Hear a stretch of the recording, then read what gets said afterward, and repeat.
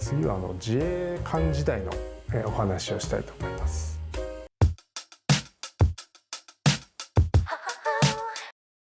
もともと私自身子どもの頃から工作だったりだとか物を作るっていうことが好きだったんですけども、ある程度大きくなるにつれて大人のものづくりと子どものものづくりは違うなっていうふうに気づき始めたんですよね。子どもの頃って全部自分で考えて作ってっていうのができるけど、大人のものづくりはそれぞれ仕事が分かれてて分業でやっていくんだっていうのを子供ながらに知った時に、なんかちょっとそれは僕の思ってるものづくりじゃないなみたいなのがあってですね、学生時代何をやりたいか分かんなかったんですね。小中高夢中になって何かをやってたわけでもないし、なんかだらだら生活してる中でですね、将来どうしよう進路どうしようっていう時にたまたま自衛隊の広報の方のお話を聞く機会がありまして、自衛隊もいろんな仕事が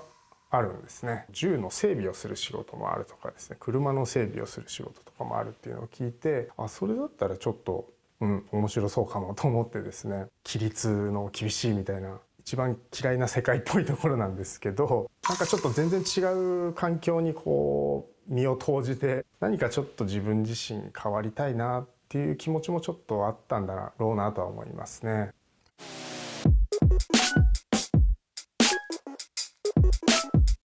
3ヶ月間の教育期間っていうのがあるんですよ。そこが一番私にとってはもういろんな学びがありました。もう本当に入っていきなりもう頭をバリカンでバーッと剃られて、もうなんかこの一部になるんだみたいな感じで、もうやることなすこと初めてのことだらけで面白いなと思ったのは、結構小さい時からの失敗とかが怖い性格だったんですよね。あんまり大胆なことしたくないみたいな。で失敗したく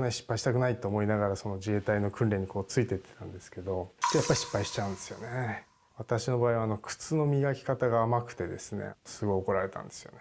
でみんなで連帯責任でうずうずってやるんですけど、見てるとみんな失敗するんですよね。何かしらお前はベッドの畳み方が汚いとか、服にシワがあるとか。なのでそういうのを見ていくうちに失敗ってそんなに恥ずかしいことじゃなくて、逆にどうやったら失敗しないかっていうのを考えていくことが大事なんだなっていうのは自衛隊で学んだ大きな一つのことですかね。で自衛隊結局4年いましたけども、ある程度得意じゃないこともやっていくとそれなりのレベルにはなるんですよね。私はあんまり運動が好きじゃなくて得意じゃなかったんですけど、やっぱり鍛えていくとそれなりの水準にいくんですよ。他も例えば銃の分解組み立てとかすごい下手くそな人もそれなりにトレーニングするとできるようになるんですよ。なんか人間って、そこまで大差がないんじゃないかなっていうのをその自衛隊時代に感じてですね、それは東大に行く人と自衛隊に入る人の頭の出来は違うだろうみたいなのがあるかもしれないですけど、ただ東大に行く人も3食飯抜いたら全然ダメだろうし、3日ぐらい寝ないともう全然使い物にならないと思うんですよ。それに銃弾を受けたら多分死んじゃうんですよね。だからそういう意味でそこまで人間ってあんまり差がないのかなって思った時に、だったら自分の好きな方だったり興味のある方向を伸ばした方がいいんじゃないかなっていうふうに、その時に感じたんですよね。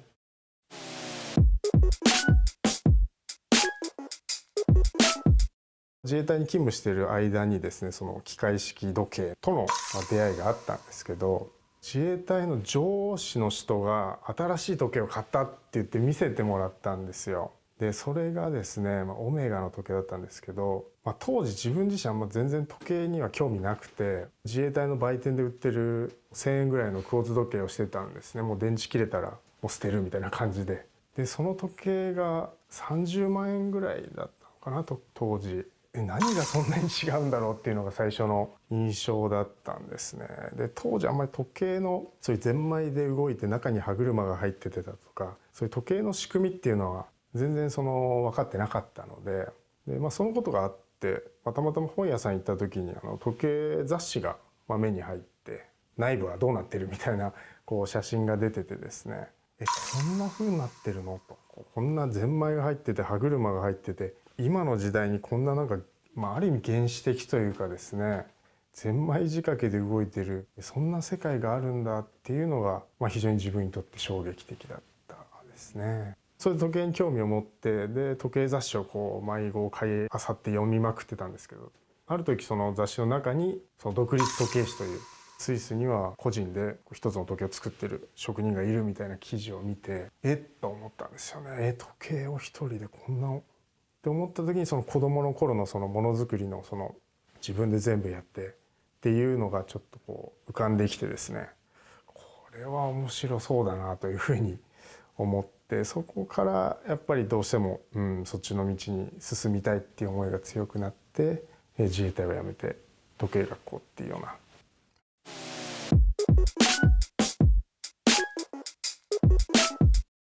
ただ現実はやっぱりやればやるほど難しさが分かっていくっていうような感じ、だからやっぱり日本にいないんだみたいな感じで、やっぱり頭で考えてるだけではそれ以上進まないんですよね。なのでどうなのかなどうなのか、じゃあやってみよう。でやってみたらうまくいくか失敗するか、その結果次第によってじゃあどうしようっていうふうにまた考え直す材料になるんで。そうですね、いつかというふうには思ってましたね。ただこんなに早くとは思ってなかったですけども、やっぱ覚悟を決めるって難しいですよね。だから私も本当にその推薦するよって言われたからそこで覚悟を決めないといけないっていう状態に追い込まれたわけですけど、もしだけどそういうきっかけがなかったらずるずる、自分で趣味で作ってみたいな感じで続いていったのかもしれないですね。なのでやっぱりそこの決断とか覚悟とかってあんまり深く考えないでやってやってみないと、冷静に考えるとできない要素の方が多くてみたいな風になってしまいがちだと思うんで、まずあんまり考えないでもうやっちゃった方が結果的にいいのかななんていう風にもちょっと無責任ですけど思ったりはしますね。